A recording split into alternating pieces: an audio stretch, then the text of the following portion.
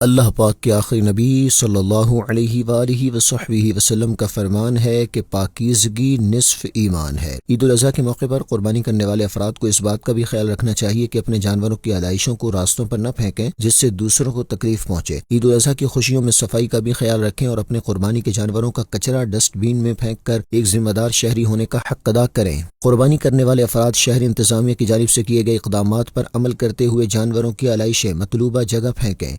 جگہ جانوروں کی آلائشیں پھینکنے کی وجہ سے مختلف بیماریاں جنم لیتی ہیں۔ Sindh solid waste management board کے ارکان کا مدنی خبروں سے گفتگو کرتے ہوئے کہنا تھا کہ ہماری گاڑیاں وقت پر علاقوں میں پہنچ کر آلائشیں اٹھا رہی ہیں۔ اگر کسی کے پاس گاڑی نہ پہنچے تو وہ ہم سے رابطہ کر سکتے ہیں۔ پرائمری کلیکشن جو سوزوکی کے ذریعے کلیکٹ کی جا رہی ہے اور ٹریکٹر ٹرالی کے ذریعے وہ ایریا سے آ رہے ہیں، انٹرنل یو سی سے آ کے یہاں پہ ڈمپ کر رہے ہیں۔